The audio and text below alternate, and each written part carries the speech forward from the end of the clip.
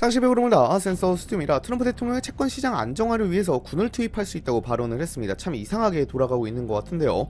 트럼프 미국 대통령은 미국 채권 시장 개입과 관련해 군사력 과정 언급하면서 논란이 커지고 있습니다.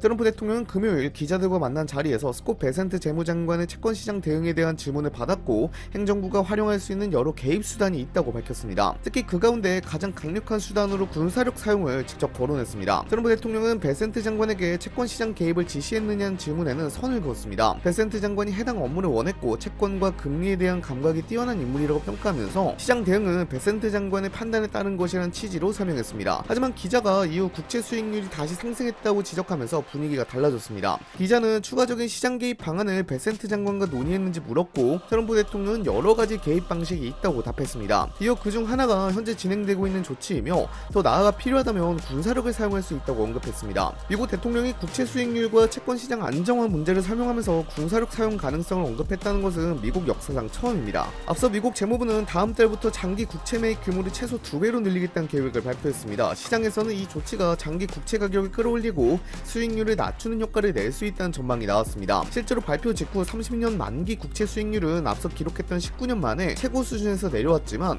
이후 다시 상승세를 보였습니다. 문제는 미국 정부가 원하는 수준으로 장기 금리를 안정시키는 것이 쉽지 않다는 점입니다. 장기 국채 수익률은 정부의 정책뿐 아니라 인플레이션 전망과 재정 적자, 국채 발행 규모, 투자자들의 위험 인식 등 여러 요인의 영향을 받습니다. 따라서 재무부의 국채 매입 확대만으로 시장의 방향을 지속적으로 바꾸기는 어렵다는 분석이 나올 수밖에 없습니다. 베센트 장관 역시 목요일 CNBC 인터뷰에서 채권 시장 안정화를 위해 행정부가 다양한 정책 수단을 갖고 있다고 강조했습니다. 다만 구체적으로 어떤 추가 조치를 검토하고 있는지에 대해서는 밝히지 않았습니다. 트럼프 대통령의 이번 발언으로 인해 백악관과 재무부가 실제로 어느 수준까지 시장 개입을 검토하고 있는지는 더욱 불투명해졌습니다. 특히 군사력이라는 표현이 실제 채권 시장에 대한 군사적 조치를 의미하는 것인지 아니면 미국 정부가 동원할 수 있는 가장 강력한 수단을 강조하기 위한 발언인지는 명확하지 않습니다. 다만 대통령의 발언 자체가 금융시장에 전달될 경우 투자자들의 정책 판단에도 영향을 줄 수 있기 때문에 향후 베센트 장관과 재무부가 어떤 대응을 내놓을지 주목할 필요가 있습니다.